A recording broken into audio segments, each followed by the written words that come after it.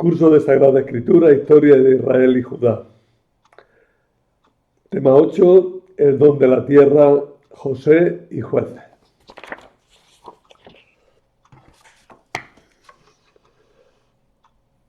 Hemos acabado una larga exposición de la historia de la salida de Egipto. Y ahora entramos en un tema nuevo, que es la conquista de la tierra. Bueno, nos he saludado, buenos días, buenas tardes, buenas noches. Para mí es por la mañana, casi mediodía ya. Y vamos a intentar explicar este tema que nos habla de la entrada de los israelitas en la tierra prometida y de su conquista. Los israelitas ocuparon los llanos de Moab, que están al este del Jordán. Allí lucharon contra Sihón, rey de los amorreos, y contra Og, rey de Basán. Allí se estableció la tribu de Rubén entre el río Arnón y el Hesbón, y se relacionaron con los de la tribu de Gad, que ocupaba Galaad desde antiguo. Estas tribus acabaron por desaparecer hacia el comienzo de la monarquía, hacia el año 1000 a.C., después de haber tenido cierta importancia. Los relatos del libro de Josué, en los capítulos 2 al 10, están relacionados con un santuario situado en una localidad que se llama Gilgal. Y es que está cerca de Jericó. En ellos se nos habla del paso del Jordán, la conquista de Jericó, la toma de Ai y los episodios en torno a la localidad de Gabaón. Las tradiciones que hablan de estos acontecimientos se desarrollaron en la tribu de Efraín y sobre todo en la de Benjamín, que no es otra cosa sino los clanes que están al sur de Efraín. De hecho, Benjamín significa los del sur. La entrada en la tierra prometida se nos narra como una repetición de prodigios que son semejantes a los de la salida de Egipto. Es una procesión litúrgica y en esa procesión los israelitas atraviesan el Jordán, que se abre para dejarles paso cuando penetra en él el arca de la alianza. También en ese momento Dios es vencedor de las aguas, también es creador. La conquista de Jericó se hace también con una procesión litúrgica dando vueltas en torno a las murallas. Es la primera conquista de la tierra prometida. Jericó cae al son de las trompetas de los sacerdotes y sus habitantes son entregados al anatema. Jericó es el símbolo de todas las fuerzas del mundo que caen sin dificultad al toque de la trompeta divina. La conquista de Jericó presenta un problema arqueológico, porque las excavaciones que llevaron a cabo allí, sobre todo las de Miss Kenyon, que fue la fundadora de la arqueología como una materia universitaria de pleno derecho. Bueno, pues Miss Kenyon, que trabajó allí en Jericó, precisamente porque quería demostrar que Jericó era la ciudad que derribó Josué. Sin embargo, se encontró con que no. y ella demostró que la Jericó que se había descubierto y que se había excavado había sido destruida en 1550 a.C., cuando los Hicsos fueron expulsados de Egipto, y en la época de la conquista de Palestina por los israelitas, hacia 1300 a.C., no estaba fortificada. En realidad, todas estas fechas y todo este periodo históricamente está muy sometido a revisión, y habría que replantear muchos temas de otra manera. Sin embargo, mantengo esta exposición sobre todo por una razón, porque quiero mantener la relación de la historia académica actual, por así decirlo, con lo que conocemos de historia sagrada. No es que me apunte a una corriente maximalista en la historia en la que todo lo que dice la Biblia ha de ser admitido mientras no se demuestre lo contrario en el terreno histórico. Pero tampoco estoy en un terreno minimalista absoluto en el que nada de lo que cuenta la Biblia es relevante para la historia.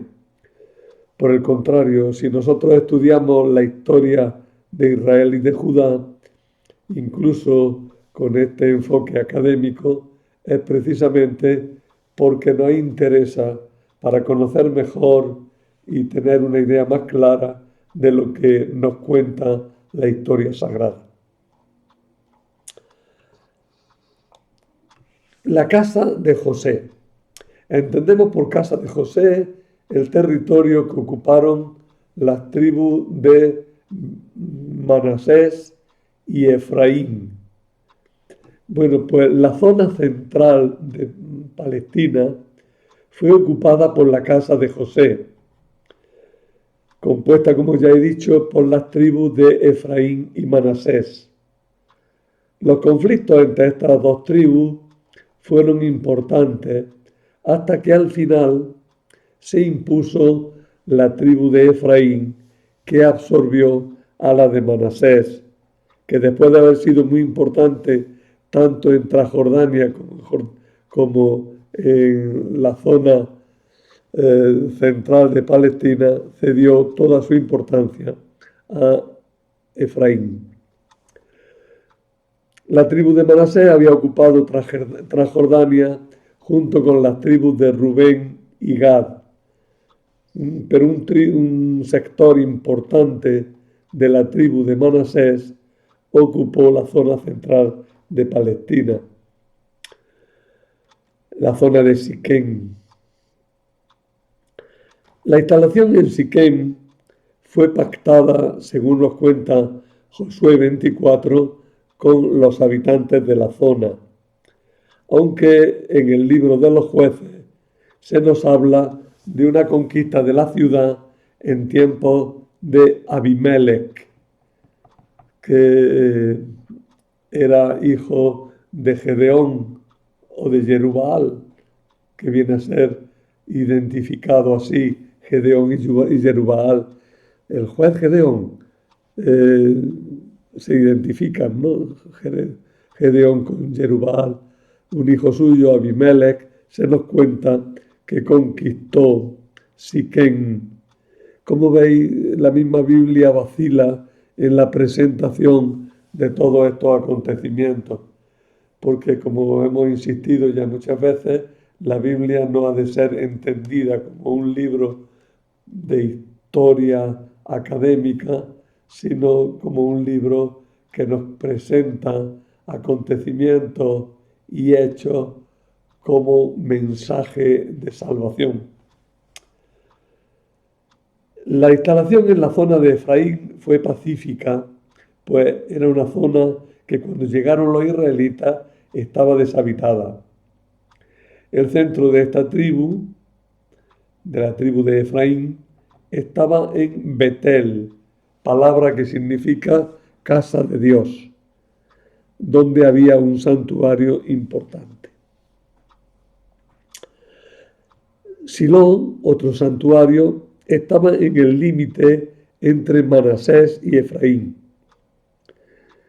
Los episodios en torno a la conquista de Ai no han encontrado tampoco confirmación arqueológica, sino todo lo contrario. Da la impresión de que Ai, que significa ruina, estaba deshabitada ya en la época de la conquista. Por tanto, el relato tal vez se refería a la conquista de Betel, pero como lo que se veía como ruina era Ai, pues el relato se trasladó a una hipotética conquista de Ai, que como digo había sido en realidad la conquista de Betel. La conquista de Gabaón es muy interesante tal como la narra la Biblia.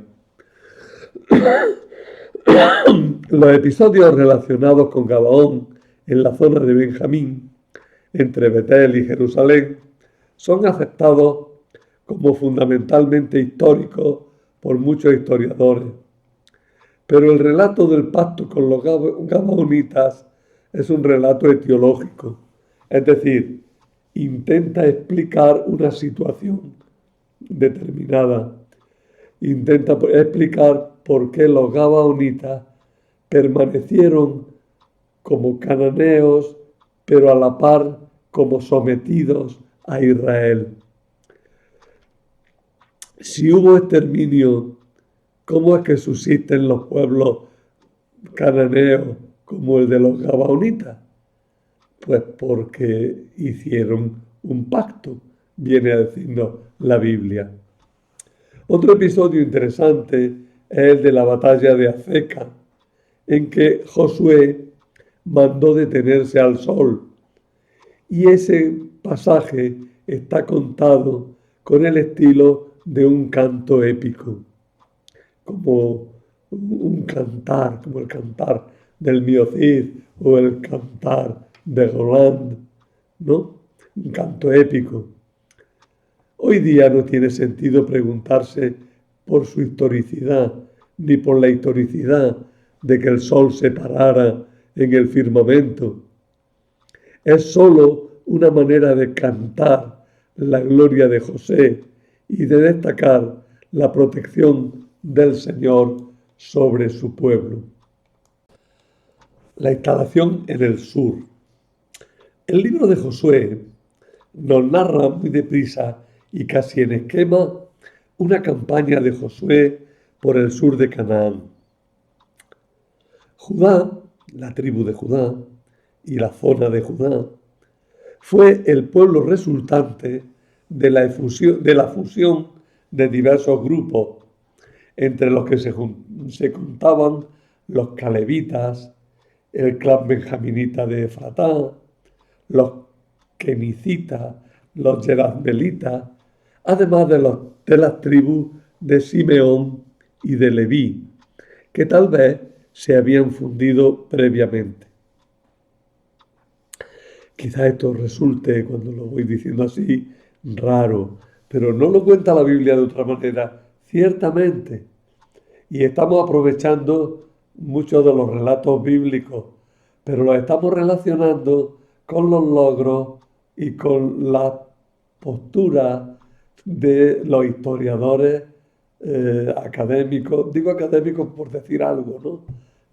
Para decir la historia oficial o la historia, que eso de oficial suena muy mal, la historia científica, ¿no? Actual. Estoy intentando compaginar un poco los relatos, pero vuelvo a deciros que esto mismo que os estoy diciendo no es que sea excesivamente moderno. Habría que meterse en una forma de explicar todo esto todavía un poco más científicamente.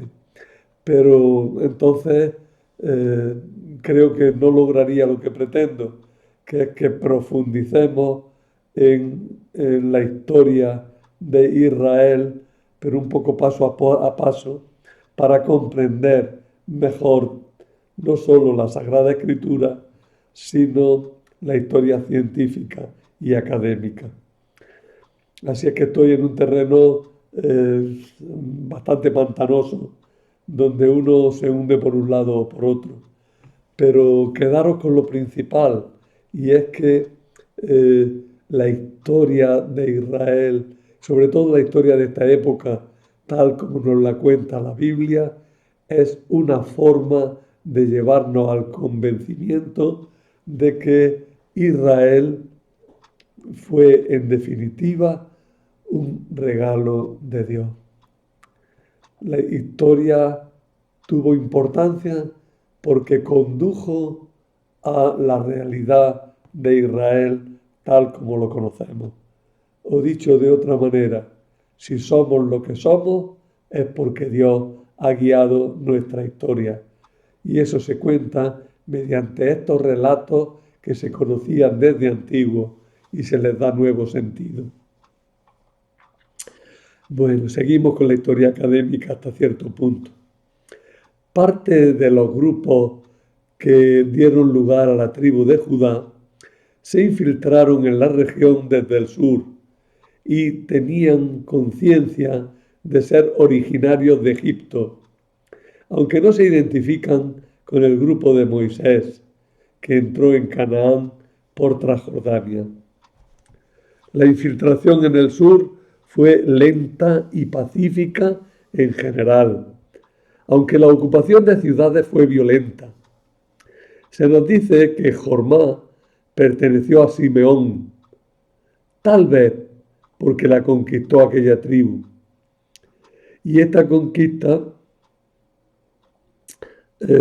pues dio lugar a eso, a este relato.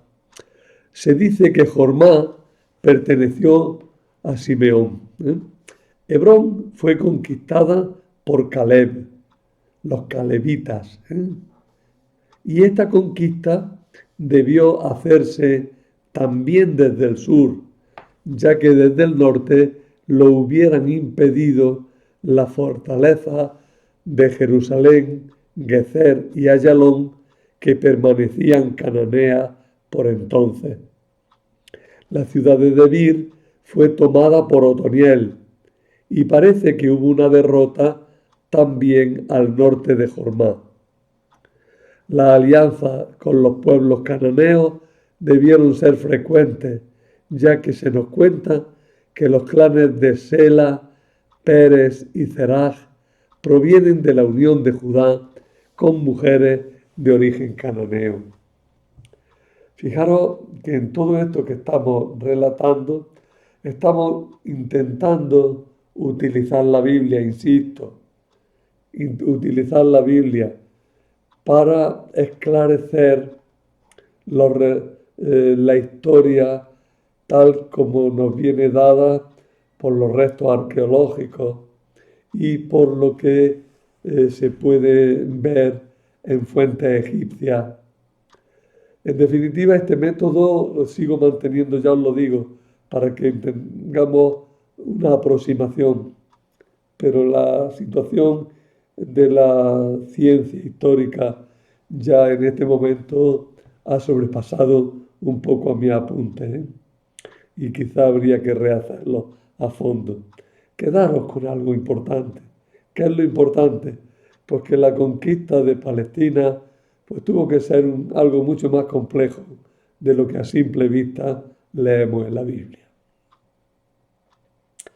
La instalación en el norte del país también es distinta. La campaña contra los cananeos del norte se narra en la Biblia en estrecho paralelo con la campaña del sur. En ella destaca la toma de la ciudad de Jasor, tras la batalla junto a las aguas de Merón. La arqueología ha demostrado que por esta época Jasor sufrió una destrucción violenta debida a una conquista. Eso sí, lo ha demostrado la arqueología. Pero ¿fueron las tribus de Israel? Muchos autores prefieren conectar la conquista de Jasor con la campaña de Débora, que habría afectado sobre todo a las tribus de Neftalí y Zabulón, y que habría permitido romper a los israelitas un muro cananeo, es decir, una serie de fortalezas que controlaban el paso del norte a la zona central. Pero con estas conquistas, al abrir el paso, los israelitas habrían facilitado la conquista del centro de Palestina y la unión con las tribus del sur. Las tribus del norte tienen importancia en la historia de Israel, pero mucho menor esa importancia que la de las tribus de Efraín y del resultante de Judá.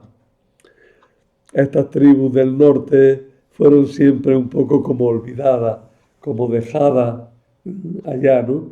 Y los relatos que hay sobre la conquista del norte son escasos y poco importantes. Las tribus del norte tienen poca importancia en la historia de Israel. De Zabulón sabemos que vivía junto al mar. De Aser casi no sabemos nada. De Dan sabemos que después de la época de los jueces había perdido toda su importancia.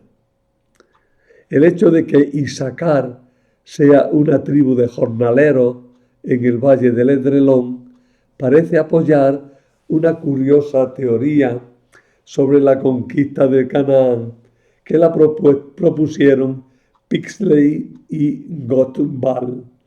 Según esta teoría, más que de conquista, habría que hablar de insurrección del campesinado contra sus señores cananeos. Esta insurrección habría tenido lugar y se habría visto favorecida con la llegada de grupos que habían encontrado la liberación mediante una insurrección contra sus amos en Egipto. De todas maneras, esta teoría de Pixley y Gottwald, que ya no se mantiene, tiene una carga ideológica moderna demasiado fuerte. No podemos trasladar a la época de Israel y de la tribu y de las conquistas de Palestina. Ahí no podemos trasladar las teorías marxistas sobre la evolución de la lucha de clases. No, la situación no lo permite, ni los relatos, ni la información que tenemos. Pero la digo porque se ha hablado mucho de esto, de que en realidad la conquista no habría sido tal conquista, sino un cambio de dueños. Los campesinos se habrían sublevado contra los dueños de las ciudades, contra sus señores, y habrían quedado ellos, los campesinos, como dueños del territorio. No, por muy subjetiva que sea la idea y se apoye en alguna historia, tiene demasiada carga de ideología moderna. Fin de la conquista. Según el libro de Josué, acabada la conquista, se procedió al reparto de la tierra prometida entre las tribus y se celebró una gran asamblea en Siquem, donde el pueblo ratificó su fe en Yahvé. Pero el libro de los jueces nos recuerda que las cosas no fueron tan sencillas, sino que la infiltración siguió lentamente y que la formación del pueblo de Israel siguió madurando poco a poco, hasta que un grave peligro motivó una reacción fuerte y la construcción de la constitución del pueblo como tal en torno a Saúl primero y a David después. Es decir, la misma Biblia incluso que narra las cosas primero en la historia de Josué como una conquista militar muy organizada, en la que un ejército va invadiendo toda la zona, ocupa primero el sur, el centro, luego el sur, luego el norte. Esa misma historia se ve desvirtuada por la historia que nos narra el libro de los jueces, en el cual la conquista fue una infiltración lenta en la que va madurando pues, en la conciencia del pueblo, hasta que en la época de Saúl y de David sobre todo, se llegará a una maduración mucho más perfecta de la idea de lo que es el pueblo de Israel. Pero no se puede anticipar a épocas demasiado antiguas una concepción tan clara de la idea de lo que era Israel. Los jueces de Israel, ¿qué pasó en este periodo? Los autores bíblicos son conscientes de que con la llegada a Palestina no se hizo todo. Y ponen un largo periodo intermedio entre la entrada en Canaán y la monarquía de Saúl y David. Es el periodo que llamamos periodo de los jueces, que se suele datar entre los años 1200 y 1040. Algunos lo amplían más, desde 1300. Lo que sí lo acaban todos prácticamente es en 1040, porque haciendo muchos cálculos con los números, pues 1040 sería el año en el que empezó a reinar Saúl. Pero bueno, no hay ninguna seguridad. El libro de los jueces, como he dicho ya, parece darnos una imagen de un Israel unido bajo el gobierno de unos personajes carismáticos llamados jueces, que serían una especie de reyes antes de la monarquía, o unos reyes electivos, o mejor, unos reyes carismáticos, pero que no son sucesorios ni dominarían exactamente todo el país demasiado claramente. Leyendo despacio el libro, se ve que más que gobernantes, los jueces son héroes de las diversas tribus que eran recordados con relatos más o menos legendarios. Además se ve otra cosa, que el marco redaccional en el que se insertan estas leyendas fue muy forzado y a veces en contradicción contra lo que reflejan las mismas historias de los jueces. El marco era muy claro, el marco del libro. El marco del libro viene a decirnos que los israelitas eran buenos mientras que tuvo Josué. Luego fueron malos, fueron castigados, pero suplicaron a Dios y Dios les mandó un juez. Ese juez gobernó y mantuvo al pueblo siendo bueno. Cuando muere el juez, el pueblo vuelve a ser malo, Dios lo vuelve a castigar, vuelven a suplicar y surge otro juez. Y así habría circulado la historia con ese esquema de pecado, castigo, súplica, liberación. Otra vez pecado, castigo, súplica, liberación.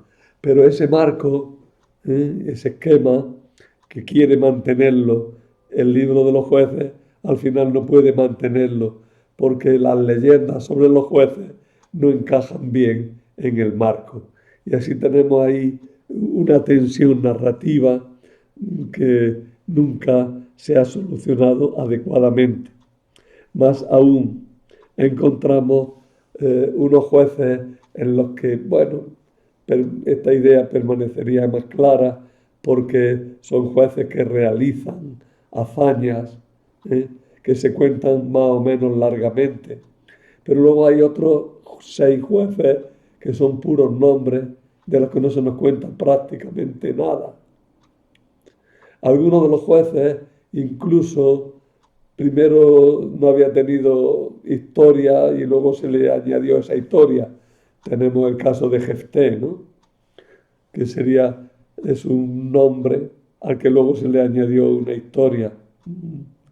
También tendríamos algunos personajes repetidos, como Jerubbaal y Gedeón, o que son dos personajes que se unen en uno solo, personajes que no alcanzaron la categoría de jueces porque no habían vivido de acuerdo con Israel, no habrían vivido de acuerdo con la fe de Israel, como Abimelech, que así resulta al final un falso juez, ¿no? En fin, en la época de los jueces no podemos todavía hablar de un pueblo de Israel unido. Israel no forma todavía una nación. Las tribus tienen su vida propia e independiente y no existe una administración central, ni una burocracia, ni un ejército organizado, ni siquiera tenían una legislación común. Entramos aquí en una cuestión que sí quiero que la tengáis clara, que es la de los jueces mayores y menores, que ya la he anticipado, pero ahora la vamos a hablar más despacio. Antes de ello, quiero que veáis el mapita este, que lo veáis despacito, ¿eh? Este mapa. Es en las 12 tribus de Israel, el territorio que la Biblia le aplica a cada una de las tribus. Este mapita está bastante bien hecho y responde bien al relato bíblico. Creo que puede ser útil verlo despacio, fijaros en los detalles e ir refiriendo a él los datos que hemos propuesto. También quiero que veáis bien este esquema de aquí abajo, en el que vemos un poco la estructura del libro de los jueces y quiénes son los jueces mayores y menores y cómo hay también un antijuez. Voy siguiendo el relato de arriba a abajo. Otoniel, Ehud, Sangar, Débora y Barak, Gedeón, Abimelech, Tola, Yair, Jefté, Ibsán, Elón, Abdón y Sansón. Veis que de esa manera vamos siguiendo los números, pero se distinguen bien lo que he llamado jueces mayores, que están con letras grandes, con letras mayúsculas, y los jueces menores, que están con letras minúsculas, y Abimelech, que también está con letras minúsculas, y le reservamos el capítulo 9, donde aparece otro personaje que es Jotam, hermano de Abimelech, del que se nos cuenta que dijo una fábula, un apólogo. Pero vuelvo sobre este tema y digo algo. No ya yo, sino la Biblia de Jerusalén. La Biblia de Jerusalén tiene unas cuantas notas de tipo histórico muy interesantes, muy bien hechas, que resumen muy bien. Al principio de la historia de los jueces, se nos narra, como nota a Jueces 3:7, se nos dice lo siguiente. Es costumbre llamar mayores a los jueces cuya historia se refiere con más o menos detalle. Otniel, Ehud, Débora, que va acompañada de Barak, Gedeón, Jefté y Sansón. Veis que son 6, ¿no? Otoniel, Ehud, Débora con Barak, Gedeón, Jefté y Sansón. 6, pero si contamos a Barak como otros son 7, pero no. Barak va unido a Débora.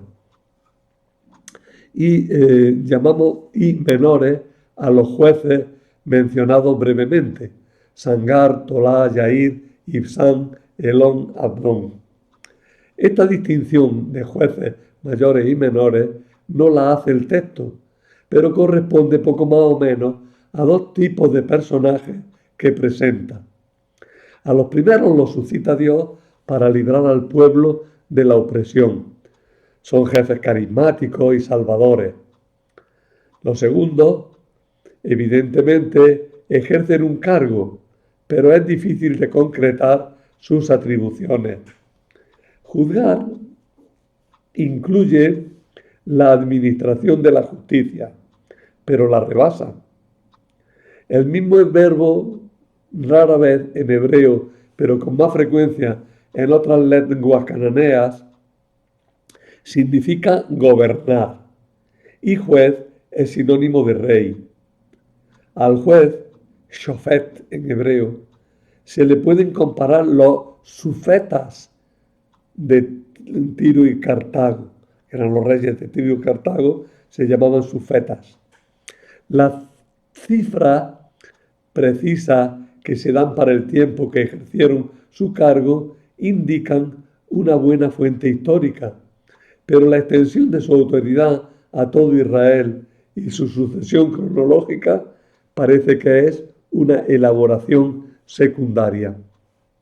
El autor del libro de los jueces extiende el nombre de esta función a los héroes libertadores cuya historia recoge. Se los representa como si también ellos hubieran juzgado a Israel, y su lista, completada con la de los jueces menores para alcanzar la tribu de 12, la cifra de las 12 tribus, les sirve para llenar el tiempo que ha pasado entre la muerte de Josué y la unción del rey Saúl. En realidad, el régimen de los jueces fue a nivel de ciudad y de distrito. Fue una etapa entre el gobierno tribal y la monarquía. Eso lo dice la Biblia de Jerusalén y lo resumo y lo retomo para que lo tengáis claro. Dos tipos de personajes. De uno no se nos dice nada, pero da la impresión de que son gobernantes cuyos nombres los ha conservado la historia. Otros 6 personajes que son héroes, y al unirlos con los primeros, pues da la impresión de que todos son más o menos lo mismo. Son personajes liberadores que gobernaron Israel, una especie de reyes antes de los reyes. Da la impresión de que hay una sucesión, pero no, se ve claro que no, que son historias que se han compuesto y se han organizado de forma que den la impresión de una historia sucesiva y que uno viene detrás de otro. Pero de todas maneras el mensaje del libro de los jueces es muy importante, es muy, muy importante. Es el que quiere darnos en ese esquema que hemos dicho antes: pecado, castigo, súplica, liberación. Dios siempre se ha preocupado de su pueblo y ha atendido sus súplicas en las dificultades que los israelitas se han ido ganando desde el principio por sus pecados, y a los que siempre ha tenido que acudir Dios mismo como liberador. Vamos a ver un poquillo los 12 jueces. Tenemos Otoniel, que sería el juez que corresponde a Judá. Su historia no es clara y tal como está en hebreo es incomprensible. Los traductores han hecho lo que han podido para hacerla inteligible. Una antigua tradición se ha adaptado poco diestramente para que Judá tuviera también su propio juez. En realidad, de Otoniel se nos dice tan poco que nos da ganas de hacerlo un juez menor. De Ehud se nos cuenta su aventura con el rey gordo de Moab. Es un cuento burlesco contra los moabitas, en el que se destaca la astucia de un benjaminita. Fijaros, está narrada en este cuadro, ¿no? Abajo. Veis, de los dos cuadros, el de abajo, veis a un señor ahí vestido así, con un vestido medieval, muy tipo campesino, en verde y colorado, ¿no? Que le está clavando la espada a un rey gordo que parece que en realidad está bailando una danza, ¿no? Es una historia, digo que es una historia que fue burlesca, porque tiene rasgos de humor y además de humor bastante grueso, ¿no? Los, los guardias del rey, como huele muy mal, creen que está haciendo sus necesidades. El rey está tan gordo que le pinchan y no echa sangre porque esto grasa. ¿eh? El, el que lo mata, que es Ehud, puede hacerlo porque es diestro con la mano izquierda y es una historia popular, humorística, sí, que a ellos les hacía gracia y les parecía simpática. A nosotros nos parece una historia antigua. Es un cuento, digo, burlesco contra los moabitas en el que se destaca la astucia de un benjaminita, de uno de la tribu de Benjamín. De Débora tenemos dos relatos paralelos, uno en prosa y otro en verso. El que está en verso obviamente es el más antiguo. La literatura empieza siempre por el verso. ¿eh? Eso en todas las lenguas y en todas las culturas. Corresponde a la tribu de Zabulón y Neftalí. Es de notar que se habla en 5 o 6 de otro personaje, Samgar, hijo de Anat.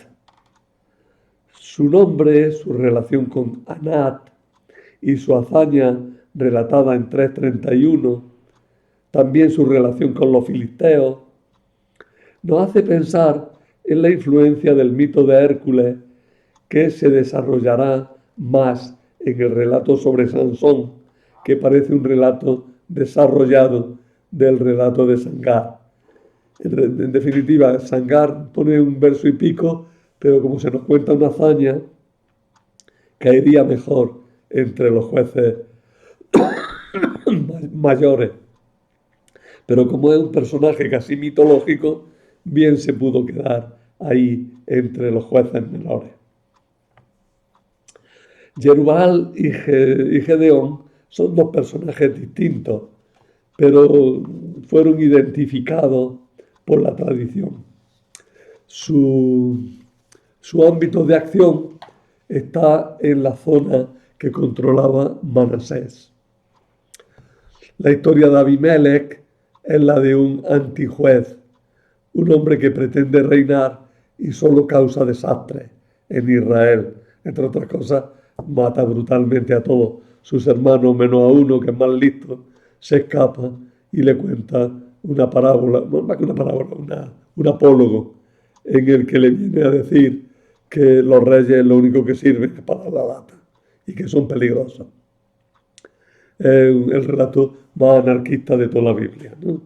En el capítulo 9 de Jueces, en el cual se dice que los reyes, que la gente honrada y que produce no quiere gobernar, que sin embargo el que es un peligro, ese sí que acepta gobernar. Bueno, la Biblia tiene muchas perspectivas y hay que saber asumirlas. Las historias de Jefté son desarrollos de pequeñas noticias en torno a un personaje que se recordaba al principio como uno de los jueces menores, era de Gad, pero como se le añadió la historia de la conquista, o sea, de la victoria que le costó al final el sacrificar a su hija, pues pasó a ser un juez mayor y de los más famosos. La historia del sacrificio de su hija nos resulta bastante repugnante. Sin embargo, aparece simplemente como el relato que hacía la gente de que un hombre había sido tan fiel a su juramento que lo había cumplido incluso perdiendo lo mejor y más grande que tenía. Las historias de Sansón nos hablan de un héroe popular de Dan, cuyas características de juez son muy poco claras, salvo porque perjudicó a los filisteos, sobre todo con su propia muerte. Cuando tira las columnas y el templo se derriba sobre los filisteos, muere él con los filisteos, ¿no? Ahí es donde perjudica más a los filisteos. Sus relaciones con un mito del sol aparecen claras no solo por la historia de sus cabellos cortados por una mujer cuyo nombre Dalila se parece mucho a la palabra noche, sino también porque su propio nombre, Shimshon, es de la misma raíz que Sol, Shemesh, y porque su patria es Bet Shemesh, casa del sol. Bueno, que hay de historia de Sansón, que hay historia del sol, que hay historia de Hércules, que hay historia. Se revolvió todo, todo, todo, todo, todo. Y ahora, por mucho que han hecho esfuerzos, no han desenterrado demasiadas cosas. Los relatos populares tienen siempre un fondo, pero muchas veces no sabemos cuál es el fondo y cuáles son los adornos. Al lado de estos libertadores aparecen otros 6 personajes, conocidos como jueces menores. Se les podría llamar jefes que no sabemos bien qué hacían, salvo que tenían alguna función directiva en alguna tribu y que sus nombres fueron guardados por la tradición. El autor de Jueces quiere nombrar a 12 libertadores o gobernadores, uno por cada tribu, y no conservó los nombres de Sangar, Tolá, Yair, Ibsán, Abdón y Eglón. Tenemos que concluir que las maldiciones sobre los jueces provienen de lugares muy... ¿Qué he dicho? Las maldiciones no. Las tradiciones sobre los jueces provienen de lugares muy variados, eran de carácter muy diverso y que el autor del libro la utilizó